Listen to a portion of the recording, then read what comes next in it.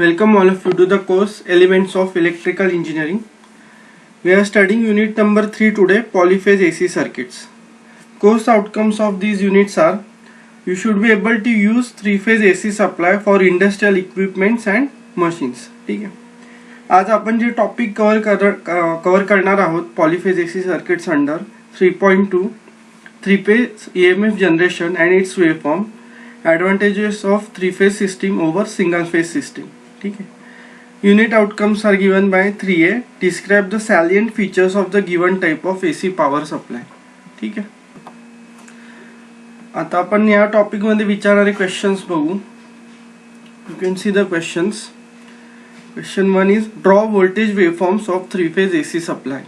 ठीक है, state the principle of 3-phase waveform generation and sketch 3-phase voltage waveforms. What are the advantages of 3-phase system over single-phase system? Draw a 3-phase star connected supply system. Explain the purpose of 4-wire in 3-phase 4-wire option. Okay, so these are the questions that can be asked in the exam. ठीक है, तर आपण सुरुवात करूया. First we will see how 3-phase waveforms are generated. ठीक आहे, त्याआधी 3-phase कडे जाण्याआधी आपण सिंगल फेज वेवफॉर्म कशी जनरेट होती ते बघूयात. जेव्हा पण EMF जनरेट होतो, ठीक आहे, तर तो कॉपर कंडक्टर मध्ये किंवा कॉपरच्या कॉइल मध्ये जनरेट होतो. ठीक आहे, तर इथे तुम्ही बघू शकता, इथे एक कॉइल आहे. ठीक आहे, ही कॉइल आहे ती सिंगल टर्न कॉइल दाखवलेली आहे मी. ठीक आहे, आणि एका पॉइंटला 1 नाव दिले, इकडच्या साईडला मी 0.2 म्हणलेलं आहे. ठीक आहे, तर ही सिंगल टर्न कॉइल आहे. ठीक आहे, तसे मल्टी टर्न्स पण असू शकतात. ठीक आहे, मल्टी टर्न्स मध्ये कसं असतं की हा एक टर्न होईल, पुन्हा तो रिपीट होईल आणि सपोज एन टर्न्स झाले की नंतर तो त्याचा टर्मिनल बाहेर काढला जाईल. ठीक आहे, त्याला एन टर्न कॉइल्स असं म्हणलं जातं. ठीक आहे, तर Faraday's laws of electromagnetic induction आपल्याला काय सांगतो की या कॉइल मधून जर जो पास होणारा मॅग्नेटिक फ्लक्स आहे, ठीक आहे, तो जर व्हेरी केला, म्हणजे तो जर चेंज केला, याच्यात चेंजिंग मॅग्नेटिक फ्लक्स असेल, ठीक आहे, तर काय होतं, या कॉइल मध्ये EMF जनरेट होतो.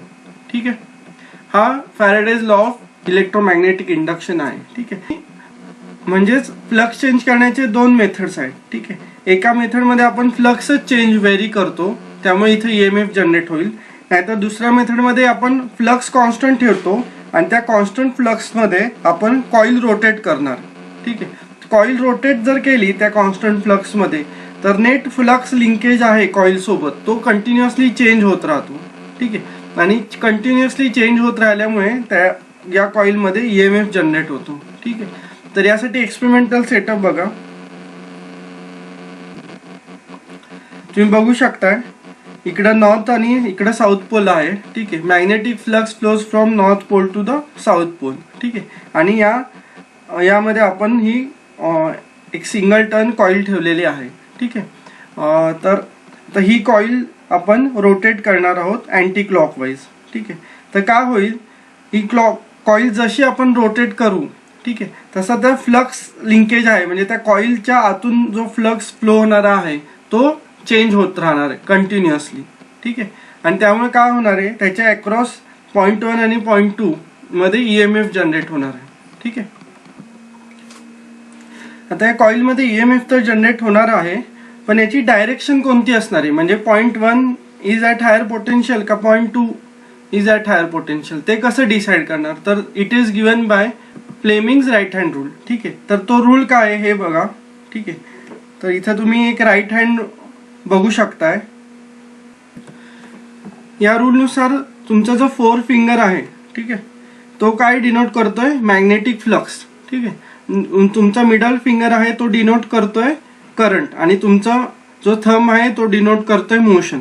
म्हणजेच काय, जर सपोज मॅग्नेटिक फ्लक्स मी राईट हँडला या ऍक्सेस मध्ये इथं शो केलेला आहे. ठीक आहे, जर तुमचा फ्लक्स सपोज या डिरेक्शनला असेल आणि तुमची कंडक्टरची मोशन या अशी अबो डिरेक्शनला आहे, तर तुमचा करंट जो फ्लो होणारा असतो करंट मधून तो या डिरेक्शनने फ्लो होतो. ठीक आहे, हा राईट हँड थंब रूल आहे. ठीक आहे, मी याला कन्वर्ट केलं ॲक्सेसमध्ये, ठीक आहे. कारण की बऱ्याच वेळेला काय होतं की फ्लक्स कधी कधी लेफ्टवरून म्हणजे नॉर्थ टू साऊथ असेल तर फ्लक्सची डिरेक्शन चेंज होते किंवा मोशनची डिरेक्शन अपवर्डच्या ऐवजी डाऊनवर्ड असते, ठीक आहे. तर ॲक्सेसवरून आपण सोप्या पद्धतीने करंट फाइंड आउट करू शकू, ठीक आहे. तर आता आपण एक ही एक्झाम्पल घेऊ, ठीक आहे. ही डायग्राम आहे इथं. तर हा जो व्ह्यू आहे हा फ्रंट व्ह्यू आहे या एक्सपेरिमेंटल सेटअपचा, ठीक आहे. फ्रंट व्ह्यू म्हणजे आपण आता इकडून बघतोय, ठीक आहे. इकडून बघू किंवा या बॅक साईडने इकडून बघू, ठीक आहे. तर तेव्हा आपल्याला हा व्ह्यू मिळणार आहे, ठीक आहे. आता फ्रंट व्ह्यू असल्यामुळे तुम्हाला कॉइलचे फक्त .1 आणि .2 दिसत आहेत, ठीक आहे. आणि कॉइल ही प्लेनमध्ये आतमध्ये आहे, ठीक आहे. तर हा सेटअप आहे. तर आता या लॉनुसार आपण याच्यातली डायरेक्शन बघणार आहोत, ठीक आहे. तर आता फ्लक्स कुठून फ्लो होतोय, नॉर्थ साईड टू साऊथ, ठीक आहे. म्हणजे फ्लक्सची डायरेक्शन काय आहे यामध्ये, ही आहे. North to south magnetic flux flow होतोय, ठीक आहे. तर फ्लक्सची डायरेक्शन ही आहे.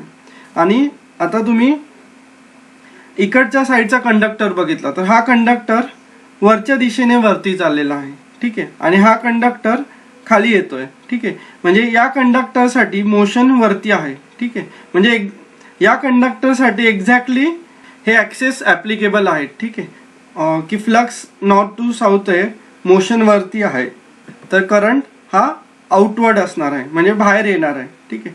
ज्या अर्थी करंट बाहेर येणार आहे त्या कॉइलमधून त्या अर्थी हा point is at a higher potential, okay. मी आपल्या सिंगल टर्न कॉइलमध्ये इथं मार्क करतो, बाहेर येणार आहे करंट, ठीक आहे. तेच जर आता हा पॉइंट बघितला इकडचा, ठीक आहे. फ्लक्सची डायरेक्शन लेफ्ट साईडच आहे, ठीक आहे. आणि याची मोशन डाऊनवर्ड आहे, ठीक आहे. म्हणजे या ॲक्सिसमध्ये मोशन डाऊनवर्ड झाली, ठीक आहे.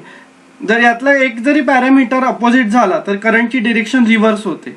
म्हणजे या पॉईंटसाठी करंट आतमध्ये जाणार आहे, ठीक आहे. म्हणजेच काय, तर या पॉईंटसाठी करंट आत जाणार आहे, ठीक आहे. असं यातूनच काय आपल्याला मिळतंय की .2 is at higher potential than .1, ठीक आहे.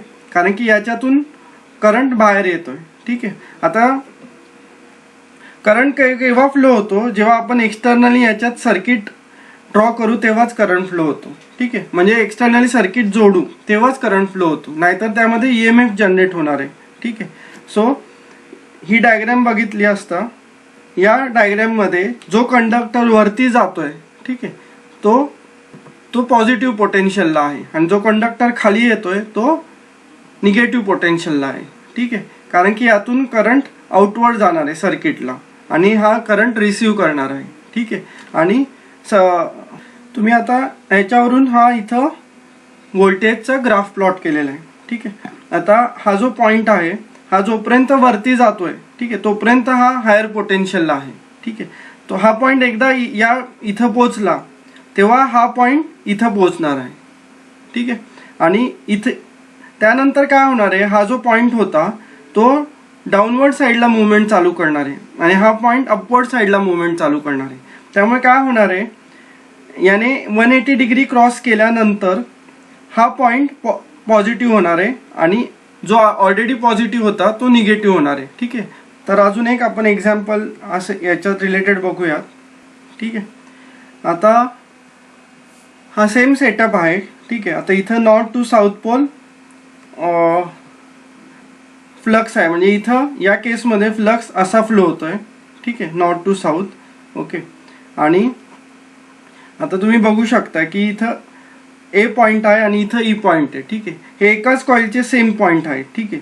आता जेव्हा ए जो पॉइंट आहे हा बी पॉइंटवर येणार आहे, ठीक आहे, तेव्हा काय होणार आहे, इथं 0 ए पॉइंट असताना इथं 0 EMF इंड्युस्ड आहे. तो जेव्हा बी वर येणार आहे तेव्हा तो 45 डिग्रीमध्ये त्याचा EMF वाढत जाणार आहे, ठीक आहे. आणि तो जेव्हा सी वर पोहोचतोय पॉइंट तेव्हा तो मॅक्सिमम आहे.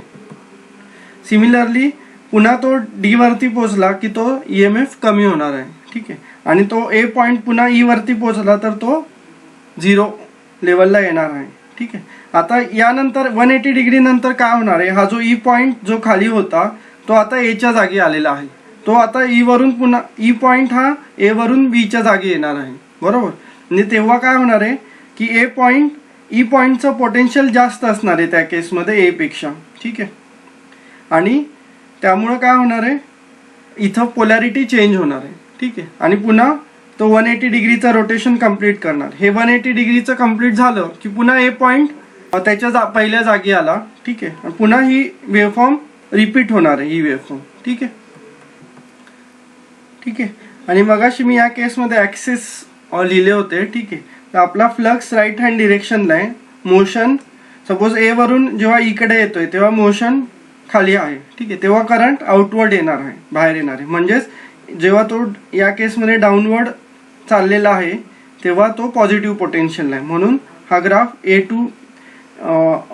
टू ई पर्यंत इथं पॉझिटिव्ह पोटेन्शियल आहे, ठीक आहे. जेव्हा ई पॉईंट या साईडला येणार तेव्हा तो E point is at higher potential. त्यामुळे voltage at point A with respect to is negative. Okay, हे झालं आता सिंगल फेज वेव्हफॉर्म जनरेशन, ठीक आहे. आता 3 फेज वेव्हफॉर्ममध्ये काय होतं, जसं सिंगल फेजमध्ये आपण एक कॉईल कन्सिडर केली होती, ठीक आहे. तर 3 फेज वेव्हफॉर्ममध्ये आपण 3 कॉइल्स घेणार आहोत, ठीक आहे. आणि त्या 3 कॉइल्स ज्या असणार आहेत त्या सपोज कॉईल 1 आहे ती 120 डिग्री लॅगिंग असणार आहे पॉईंट 1ला, ठीक आहे. आता या केसमध्ये कन्सिडर करू आपण. इथं ही एक कॉईल आहे, ठीक आहे. आता या कॉईलला 120 डिग्रीला आपण अजून एक कॉईल प्लेस केली इथं अशी, ठीक आहे. So this was suppose point 1 आणि दिस इज पॉईंट 2, ठीक आहे. तर हा या कॉईलचा पॉईंट 1 आहे, हा पॉईंट 2 आहे, ठीक आहे, दुसऱ्या कॉईलचा, ठीक आहे. तर काय होणार आहे या केसमध्ये, ही जी दुसरी कॉईल आहे ही या सेंटर पॉईंटला 120 डिग्री नंतर ती इथे येणार आहे, ठीक आहे. आणि इथून पुन्हा या कॉईलमधलं जे व्होल्टेज आहे ते 120 डिग्री नंतर बिल्ड व्हायला चालू होणार आहे स्टार्टिंग फ्रॉम 0, ठीक आहे. म्हणजेच काय होणार आहे, या कॉईल 2 मध्ये 120 डिग्री नंतर व्होल्टेज बिल्ड व्हायला स्टार्ट होणार आहे, ठीक आहे, 0 पासून. म्हणजेच काय, कॉईल ही जी कॉईल आहे ही लॅगिंग आहे कॉईल 1ला बाय 120 डिग्री, ठीक आहे. तशीच आपण अजून एक कॉईल जर घेतली, थर्ड कॉईल, ठीक आहे. तर ती कॉईल अजून याला 120 डिग्रीने लॅगिंग असेल, ती इकडे येईल साधारण, ठीक आहे. आणि तिचं अपोजिट येईल इकडं, ठीक आहे. तर ही झाली तिसरी कॉईल. इथं पॉईंट 1, इथं पॉईंट 2, ठीक आहे. तर ही तिसऱ्या कॉईलचा जो पॉईंट 1 आहे हा 120 प्लस 120 240 डिग्री नंतर पुन्हा 0 पॉईंटला येणार आहे, ठीक आहे. म्हणजे किंवा आपण असं म्हणू शकू की ही ऑलरेडी जो पहिली जी कॉईल होती त्याच्या ऑलरेडी 120 डिग्रीने लिडिंग आहे, ठीक आहे. म्हणजे त्या केसमध्ये आपल्याला 3 व्होल्टेज वेव्हफॉर्म्स मिळतात which are separated by 120 degrees, ठीक आहे. ते वेव्हफॉर्म्स बघूयात आता आपण, ठीक आहे. आता इथं बघू शकताय तुम्ही, अशा पद्धतीने आपल्याला 3 वेव्हफॉर्म्स मिळणार आहेत, ठीक आहे. This is your R phase, Y phase lags R phase by red phase by 120 degree and blue phase leads your red phase by 120 degrees, ठीक आहे. तर आणि याचं फेजर रिप्रेझेंटेशन इथे दाखवलेलं आहे, VR, VY and V blue, ठीक आहे. Yellow phase is lagging red by 120 degree and your blue phase is leading the red by 120 degrees, ठीक आहे. अशा पद्धतीने आपण 3 फेज वेव्हफॉर्म्स कशा जनरेट होतात हे पाहिलं आहे, ठीक आहे. आणि त्यांच्या वेव्हफॉर्म्स पण बघितल्या आहेत, फेजर डायग्राम पण बघितले आहे, ठीक आहे. ते अजून एक कन्सेप्ट आहे, ठीक आहे. तर आपण बघितलं की आपण 3 फेज जनरेशनसाठी 3 कॉइल्स घेतल्या होत्या विच आर 120 डिग्रीज अपार्ट, ठीक आहे. आता मी इथं एक टेंटेटिव्ह शो करतोय, ठीक आहे. प्रत्येक कॉइलचे तुम्ही बघू शकता की 2 points come out of the terminals, ठीक आहे. पॉईंट 1 आणि पॉईंट 2, प्रत्येक कॉइलला पॉईंट 1 आणि पॉईंट 2 आहेत, ठीक आहे. याच्या आधी एक मी जस्ट स्लिपरिंगची कन्सेप्ट सांगेल. तुम्ही इथे बघू शकता या डायग्राममध्ये की जे टर्मिनल्स बाहेर आलेले आहेत त्याला एक रिंग कनेक्ट केलेली आहे, ठीक आहे.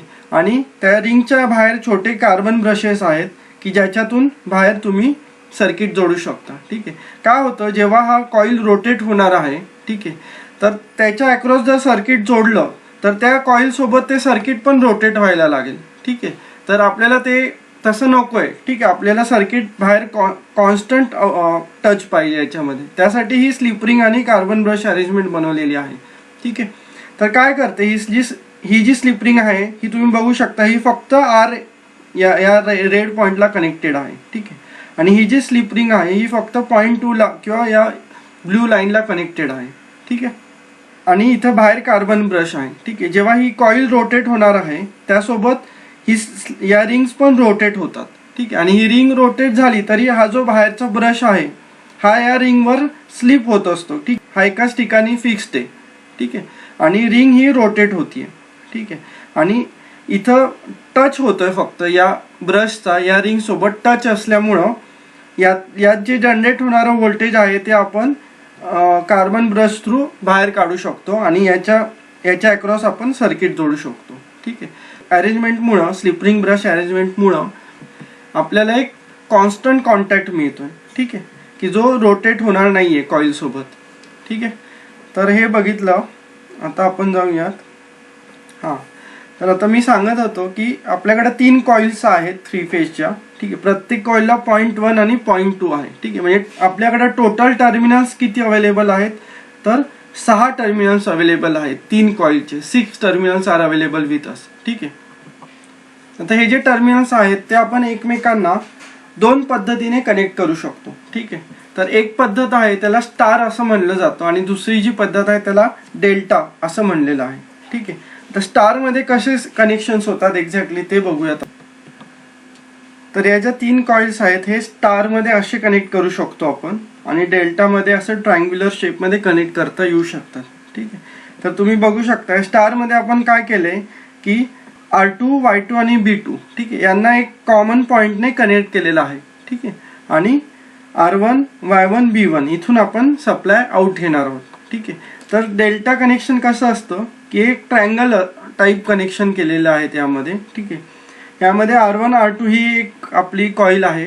ठीक आहे, दुसऱ्या कॉईलचा Y1 हा R2 ला कनेक्टेड आहे. ठीक आहे, आणि तिसऱ्या कॉईलचा B1 हा Y2 ला कनेक्टेड आहे आणि B2 आणि R1 कनेक्टेड आहे. ठीक आहे, तर या टाईपच्या कनेक्शनला स्टार कनेक्शन असं म्हणतात आणि याला डेल्टा कनेक्शन म्हणतात. ठीक आहे, तर आता याच्यात फरक काय पडतो तर स्टार कनेक्शनमध्ये आपल्याला फायनली आपल्याला 4 पॉईंट्स मिळतात. ठीक आहे, 4 कोणते पॉईंट्स तर हा जो पॉईंट आहे याला न्यूट्रल पॉईंट असं म्हणलं जातं. ठीक आहे, म्हणजे तुमचा R1 भेटला, R2 भेटला, R1 भेटला, Y1 भेटला, B1 भेटला आणि न्यूट्रल भेटला. ठीक आहे, so this is your R1, Y1, B1 आणि दिस इज युअर न्यूट्रल. ठीक आहे, तर स्टारमधून तुम्ही आयदर 3 फेजेस RYB देऊ शकता किंवा 3 फेज 4 वायर देऊ शकता. ठीक आहे, RYB आणि न्यूट्रल. ठीक आहे, तर डेल्टामध्ये तुम्हाला 3 असे टर्मिनल मिळणार आहेत बाहेर. ठीक आहे, त्यामध्ये फक्त तुम्हाला 3 वायरच येतील बाहेर, R1, Y1 आणि B1 किंवा RYB टर्मिनल्स. ठीक आहे, तर हे 3 फेज सप्लायचे 2 कॉन्फिगरेशन्स कनेक्शन्स वरून पडतायत. ठीक आहे, ही सप्लाय साईडचे कनेक्शन्स आहेत. ठीक आहे, RYB न्यूट्रल आणि डेल्टाचे RYB. ठीक आहे, तर यावरून ही जी सिस्टीम आहे ज्याच्यात 4 वायर्स बाहेर निघतात त्याला 3 फेज 4 वायर सिस्टीम असं पण म्हणलं जातं. ठीक आहे, 3 फेज 4 वायर मध्ये तुमचं स्टार कनेक्शन असणं मस्ट आहे. ठीक आहे, 3 फेज 3 वायर जर सिस्टीम असेल तर त्यामध्ये डेल्टा असू शकते किंवा स्टारचे फक्त हे 3 टर्मिनल्स पण आपल्याला कॅरी फॉरवर्ड करता येतात. तर त्या केसमध्ये 3 फेज 3 वायर सिस्टीम बनू शकते. ठीक आहे, आपण क्वेश्चन्समध्ये बघितलं होतं मगाशी की explain the 3 phase 4 wire supply. त्यामध्ये 4 वायर कशाची आहे. ठीक आहे, तर ती न्यूट्रलची असते असं तुम्ही त्यात मेन्शन करू शकता. ठीक आहे, आणि स्टार कनेक्टेड सिस्टीम कशी असते ते पण तुम्ही एक्सप्लेन करू शकता. ठीक आहे, तर हे झाले कॉन्फिगरेशन्स ऑफ 3 फेज सप्लाय.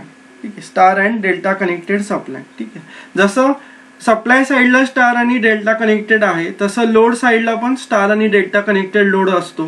ठीक आहे, तर ते आपण नेक्स्ट लेक्चरमध्ये बघणार आहोत.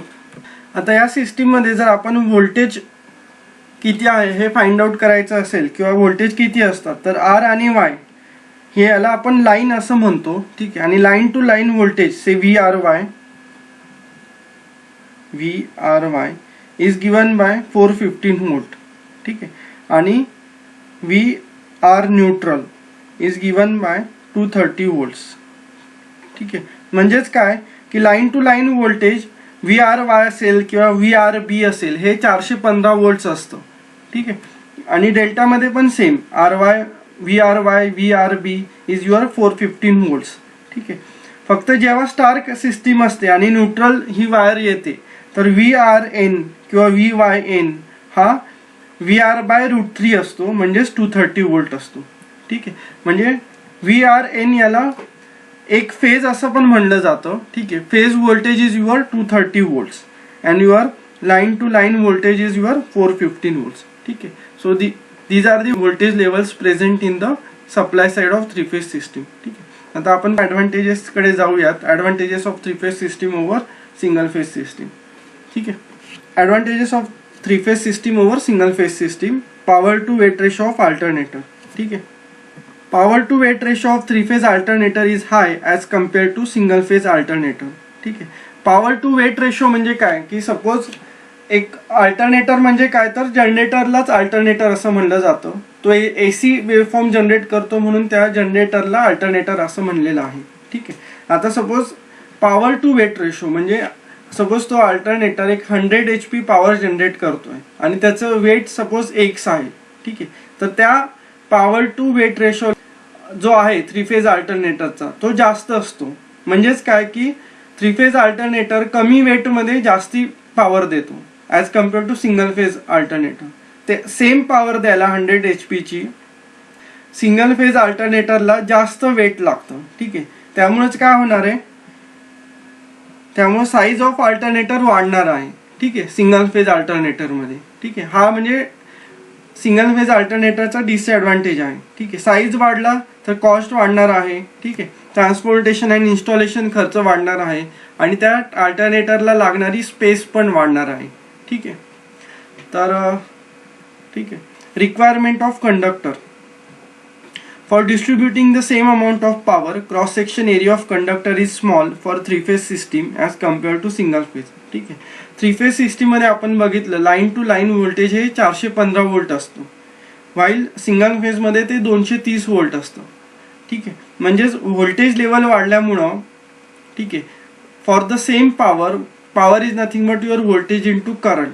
ठीक आहे. करंट कमी होणार आहे आणि करंट कमी जर लागत असेल तर cross section of area of conductor हा आपल्याला छोटा लागतो. ठीक आहे. म्हणजेच काय की थ्री फेज पॉवरमध्ये आपल्याला छोटा कंडक्टर लागतो सिंगल फेजपेक्षा. ठीक आहे. आणि छोटा कंडक्टर लागल्यामुळे काय होणार आहे, आपली कॉस्ट सेव्ह होणार आहे. ठीक आहे. आणि बाकी overheads related to that conductor पण सेव्ह होणार आहे. ठीक आहे. आता इथं जसं अल्टरनेटरचा पॉईंट होता तसाच हा पण पॉईंट आहे, power to weight ratio of induction motor. ठीक आहे. Power to weight ratio of three phase induction motor is high as compare to single phase induction motor. ठीक आहे. म्हणजे सेम पॉवरला थ्री फेज इंडक्शन मोटरला कमी वेट लागतं. ठीक आहे. आणि सिंगल फेज इंडक्शन मोटरला जास्ती वेट लागतं. ठीक आहे. त्याच्यामुळं जसे अल्टरनेटरचे जे डिसएडव्हान्टेजेस होते की मोटरचा साईज वाढणार आहे.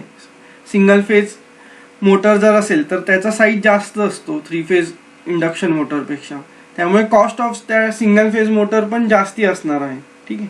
ट्रान्सपोर्टेशन अँड इन्स्टॉलेशन कॉस्ट पण त्यामुळे वाढणार आहे आणि स्पेस लागणारी जी आहे सिंगल फेज मोटरला ती पण जास्ती असणार आहे. ठीक आहे. तर हे डिसएडव्हान्टेजेस आपण म्हणू सिंगल फेज सिस्टीमचे. ठीक आहे. फोर्थ पॉईंट बघा, three phase motors are self starting. ठीक आहे. Single phase motors need to use an additional starter winding. Three phase सिस्टीममध्ये 3 फेज असतात आणि त्यामध्ये 120 डिग्रीचा फेज डिफरन्स आहे. ठीक आहे. आता त्याचा फायदा असा होतो की जे इंडक्शन मोटरचं डिझाईन प्रिन्सिपल आहे की त्याला रोटेटिंग मॅग्नेटिक फील्ड लागतं, ते थ्री फेज मोटरमध्ये पॉसिबल होतं क्रिएट करणं युजिंग दीज 3 सप्लाईज. ठीक आहे. त्यामुळे काय असतं, three phase motors are self starting. ठीक आहे. तर सिंगल फेज मोटरमध्ये फक्त सिंगल फेज सप्लाय असल्यामुळं त्याचं जे मॅग्नेटिक फील्ड असतं ते आपल्याला रोटेटिंग टाईपमध्ये भेटत नाही. ठीक आहे. ते पल्सेटिंग असतं, त्यामुळे त्याला ॲडिशनल एक स्टार्टर वाइंडिंग लागतं ज्याने ती मोटर स्टार्ट होईल. ठीक आहे. तर हा एक पॉईंट इथं आहे. ठीक आहे. 5th पॉईंट बघा, the instantaneous power is almost constant over the cycle in 3-phase system whereas it is pulsating in single phase system which leads to vibrations in machines. ठीक आहे. तुम्ही जर इन्स्टंटेनियस पॉवर कर्व जर बघितला, ठीक आहे, तर 3-phase सिस्टीम मध्ये तो ऑलमोस्ट कॉन्स्टंट आहे for the entire cycle, while in single phase system तो पल्सेटिंग असतो. त्यामुळे काय होतं की सिंगल फेज मशीन्समध्ये जास्ती व्हायब्रेशन्स येऊ शकतात, कारण की पॉवर ही पल्सेटिंग असते त्याच्यामध्ये. ठीक आहे. पुढचा पॉईंट घेऊ आपण. 6th point is 3-phase Motors have better power factor. ठीक आहे. पॉवर फॅक्टर जेवढा चांगला असेल तेवढी ऍक्टिव्ह पॉवर जास्ती असणार आहे. ठीक आहे. आणि so it is always desirable to have a better power factor. ठीक आहे. त्यामुळे 3-phase मोटर्समध्ये नेहमी पॉवर फॅक्टर हा चांगला असतो. So this is also one advantages. ठीक आहे. 7th point is 3-phase system can be use to feed single phase load, vice versa is not possible. ठीक आहे. 3-phase सिस्टीम मध्ये आता आपण जसं बघितलं तसं स्टार कनेक्शन जर असेल तर त्याचं आर फेज आणि न्यूट्रल ह्या त्यामधून काढून आपण सिंगल फेज सिस्टीम फीड करू शकतो. ठीक आहे. तेच सिंगल फेज जर सप्लाय असेल तर त्यातून 3-phase सिस्टीम तयार करणं खूप अवघड आहे. ठीक आहे. किंवा ते इझिली पॉसिबल नाही आहे. ठीक आहे. त्यामुळे 3-phase system can be use to feed single phase load, vice versa is not possible. ठीक आहे. DC rectified from 3-phase supply has less ripples while DC rectified from single phase supply has more ripples. ठीक आहे. जिथं पण आपल्याला DC सप्लायची गरज असते, ठीक आहे, त्या केसमध्ये जर 3-phase सप्लाय आपण जर कन्वर्ट केला DC सप्लायमध्ये तर त्यामध्ये रिपल्स कमी असतात. ठीक आहे. रिपल्स हा फॅक्टर आहे which is associated with quality of DC supply basically. ठीक आहे. जेवढे कमी रिपल्स तेवढा better quality of DC supply. ठीक आहे. त्याच्यामुळं DC rectified supply from 3-phase supply has less ripples, so 3-phase supply is better when it comes to the DC rectification. ठीक है. So these are the advantages of 3-phase system over single phase system. Thanks for listening to this lecture. Thank you.